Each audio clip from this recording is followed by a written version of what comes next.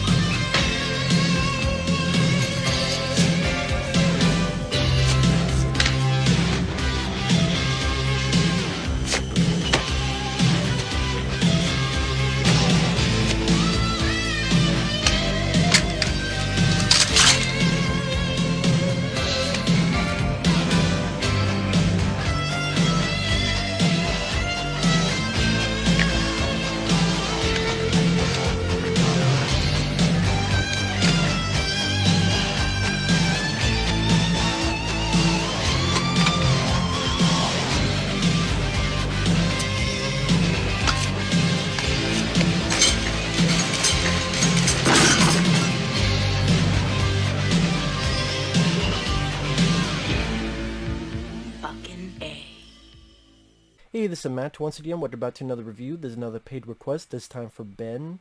Thank you so much for that. And for those interested in requesting pretty much any type of videos, feel free to send them either directly to my PayPal or join my Patreon. Both links are down below in the info box. And this is for The Insider.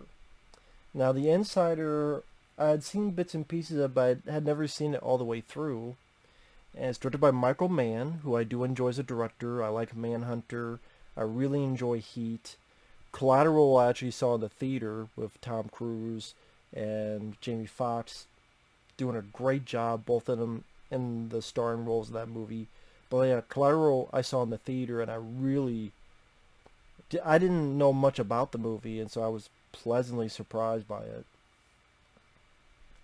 And even The Teep, which is a very early Michael Mann film I liked. I mean, I'm not a fan of Public Enemies, not a fan of the, what was the one he did? Chris Hemsworth, and it's about hackers.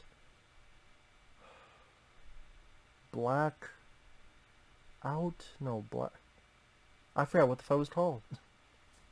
Shows how much I remember that movie. But yeah, I remember that being very boring.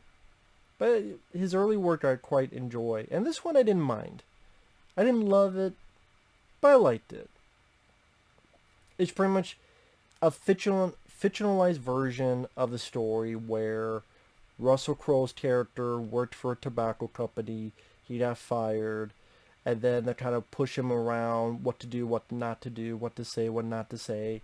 And then at the same time, he has meetings with Al Pacino, who works for 60 Minutes. One thing leads to another. Russell Crowe kind of realizes he's being pushed around some more, the threats to his family. And ultimately, he decides to spill the beans. As this whole, am I going to get fucked over? What's going to happen with my family if I do it? Al Pacino working with his group of people, 60 Minutes among others, to try to get Russell Crowe to talk with them and finally do the interview with Mike Wallace, played by Christopher Plummer. I will say the cast did a really good job. Really good job. Russell Crowe and Al Pacino were both top-notch in it. Christopher Plummer did a wonderful job as Mike Wallace. He had a lot of great scenes. Mike, try Mr. Wallace. You know, when he really goes off on Gina Gershon, who I've seen in movies. She was in Showgirls, but you know, she's been in other better movies as well.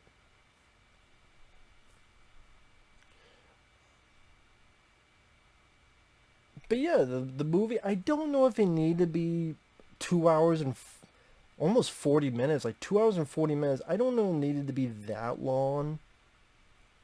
I really don't. Because there were times I kind of felt the pacing, like, okay. More so in the first half. And what's funny is that in the first half, I like Russell Crowe, I like Al Pacino and their performances. And I do like their back and forth when Russell Crowe thinks that Al Pacino screwed him over. You fucked me.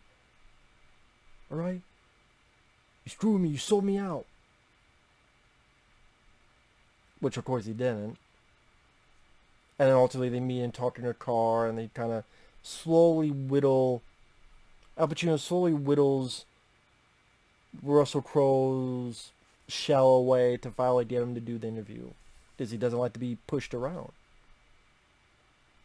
And Al Pacino, I'm a big fan. I'm a huge fan. He's one of my favorite actors.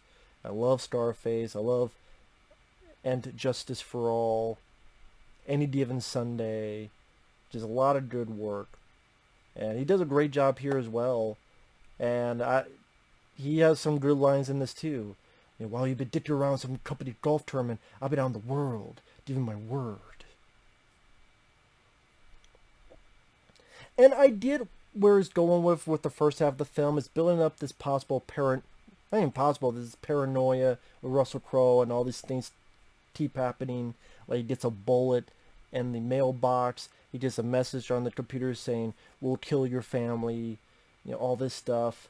And then Russell Crowe's having arguments with his wife, what he should and shouldn't do.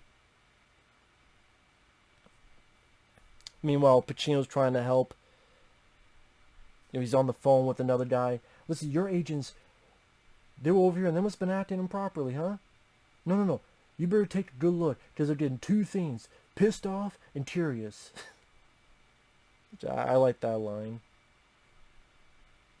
And what you come to find out is that Russell Crowe's testimony is about the fact that the company, the tobacco company that he was working for, got fired from, was taking nicotine and was manipulating the fix of it with chemical elements, impact boosting, pretty much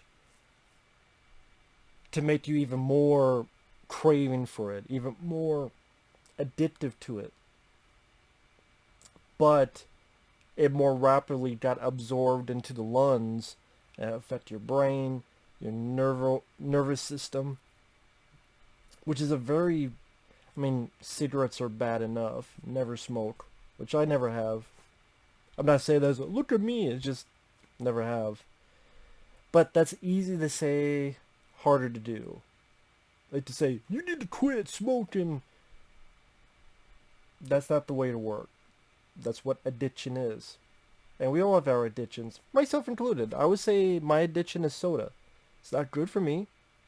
Yeah, I drink either Cold Red Mountain Dew or mainly Mellow Yellow. It is an addiction.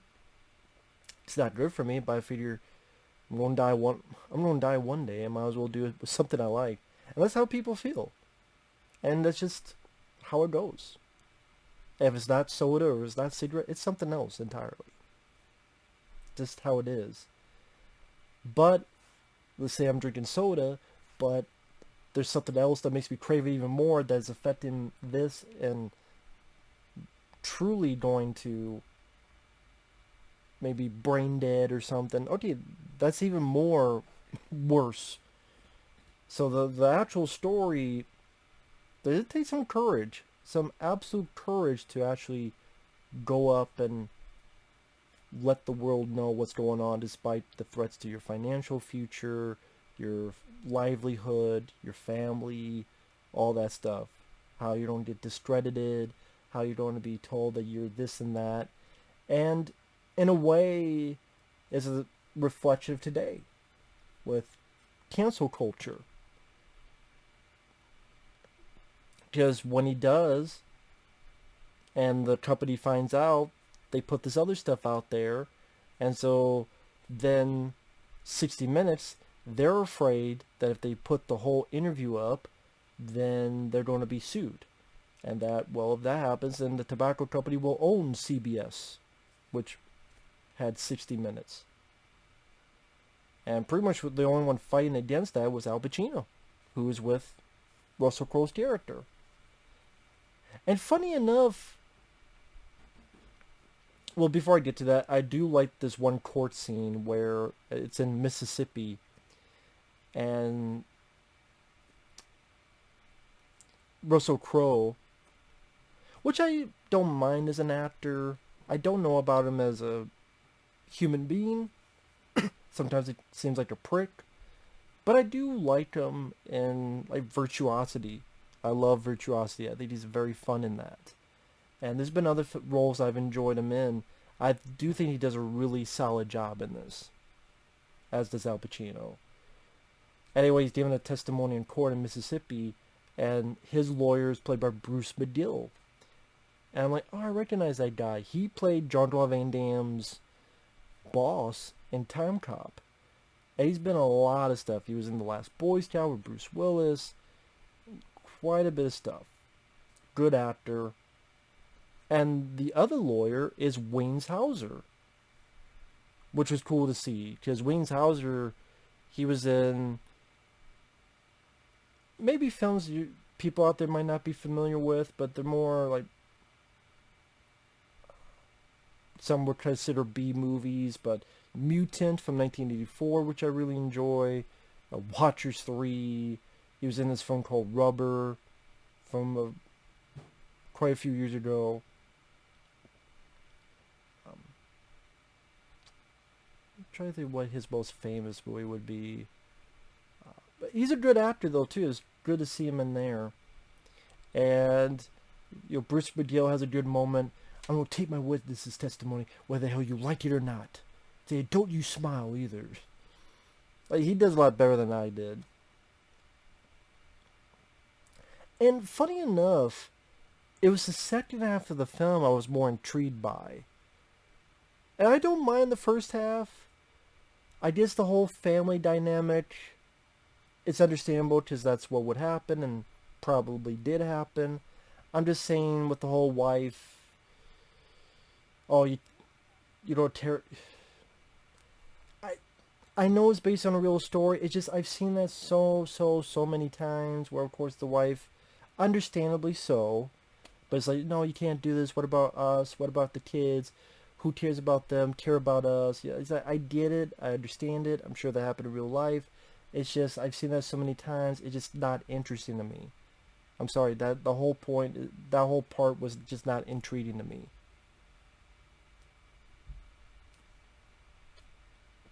In fact, there's a part of me that I wonder if it would have been more interesting if the entire movie was from Al Pacino's point of view. And the only time we see Russell Crowe is when Al Pacino sees him. Which maybe, technically, that'd be a detriment because, it'd be harder to get to know and care for Russell Crowe's character, to see his family, to see this and that. So maybe in retrospect, that's not the best idea. But I think I say that because I was mentioned before, the second half of this film, I got much more pulled into. Because the second half is pretty much this battle that Al Pacino is having with the network to air this segment where they interviewed and Russell Crowe told the truth. Because Gina Gershon comes in and says, well, because of this one thing and this other thing, they could sue us and they could own CBS. And then someone going, well, I think it's the guy who was Ned Ryerson in Groundhog Day. I think it was that actor. Stephen Tobolowsky, I believe his name. He's like, oh, well, we'll make an altered version. And Al Pacino's like, I'm not doing that. No, you are. No, I'm not. Well, fine, we'll get someone else to do it. And this whole battle between the network and... Because it was cool to see behind the scenes of CBS, behind the scenes of 60 Minutes. And then again, you have Christopher Plummer doing a nice job playing Mike Wallace, who was on 60 Minutes, on camera. And really got to see Pacino shine in those scenes where, are you a businessman or are you a newsman? Or... So wait, we're not going to air it? Is it because he's not telling the truth? No, it's because he is telling the truth, and the more truth he tells, the worse it gets. I don't know, I guess because it's kind of like one of the many reasons I liked All the President's Men with Robert Redford and Dustin Hoffman, is that it's a nice thriller, but it's also to see the inner workings of the newspaper and how the hierarchy works within that. Same with here, with being in the busyness of the newsroom, and again the conflict of interest, and the little battles that Al Pacino was having. It's kind of like Al Pacino was more of the star of the second half. Like Russell Crowe is more the star of the first half of the movie, and then Al Pacino is more of the star of the second half. And I don't know, maybe because I don't mind Russell Crowe as an actor. He does a good job in this role, but I liked Al Pacino more. So, oh cool, I get to see more of Pacino, and, liking the integrity of his character. And how he sadly has to tell Russell Crowe on the phone, it's not the fucking point whether you tell the truth or not. Which sadly, that's true in today's age. That is true in today's age. It's not the fucking point if you tell the truth or not. It's who believes you. Sad but true, especially in this day and age.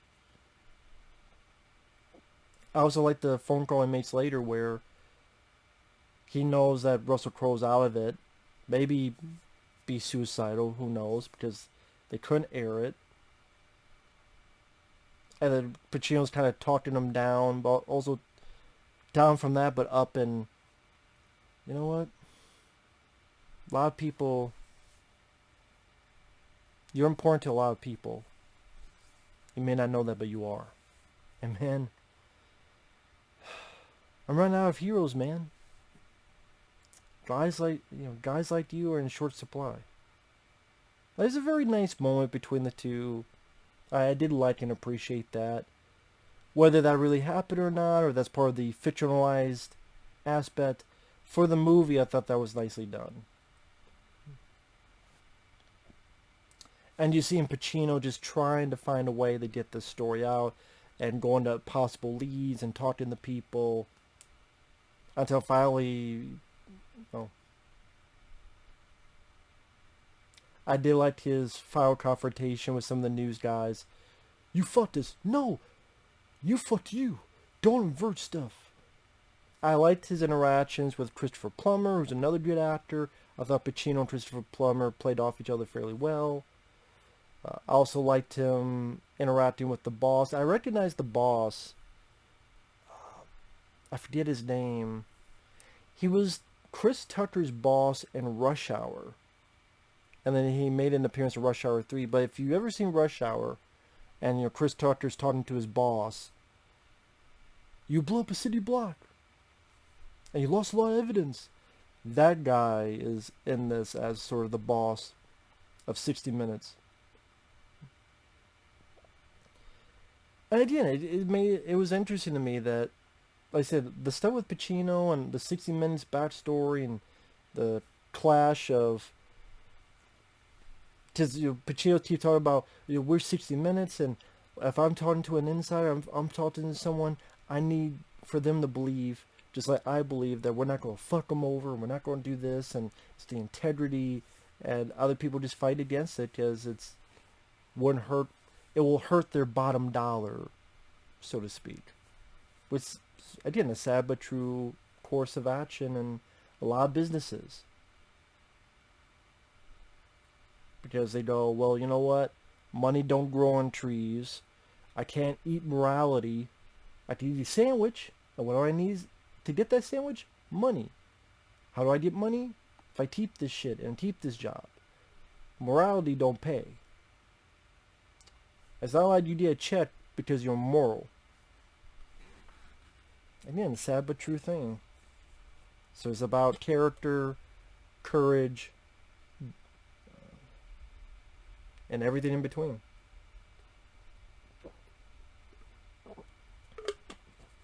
So yeah, while I do think that the second half is more interesting than the first half, while I didn't really care about the family dynamic of Russell Crowe, I like Russell Crowe himself as the character.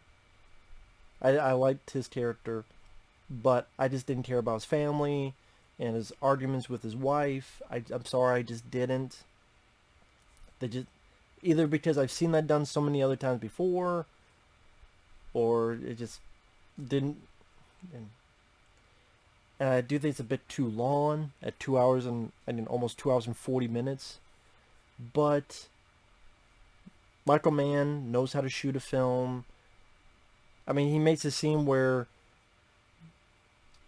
Russell Crowe is golfing at night, and he sees someone over there like staring at him. He's able to make that scene a bit suspenseful.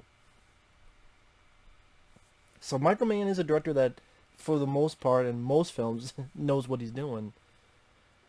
And the cast do a good job, especially Al Pacino and Russell Crowe.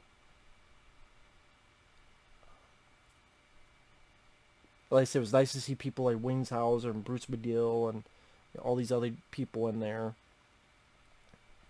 And also, like I said, I like seeing the inner workings of 60 Minutes. And like I said, Christopher Plummer does a great job as Mike Wallace. And he has some really nice... I mentioned the one bit where Gina Gershon's trying to talk sweet to him. It's like, oh yeah? Because they fucked him over too. Because he said something and they edited what he said. And then Christopher Plummer just goes off. He goes off on Ned Ryerson. It's not really, but same actor. And Gina Gershon. It was like a nice acting moment to witness and Christopher Plummer, I say he's a good actor. I'm trying to think what my favorite role of his happens to be. I have to think about that. But overall, I didn't mind it. This is not my favorite Michael Mann film. I would put Heat, Collateral, Manhunter above this. But I mean, I would rather watch this than Public Enemies. I would rather watch this than that Black Cat. That's what it was. Black Cat with Chris Hemsworth. I'm sure someone already wrote it down, but I did remember Black Cat. That was boring as fuck. That was boring as hell. But this was decent. It was interesting enough.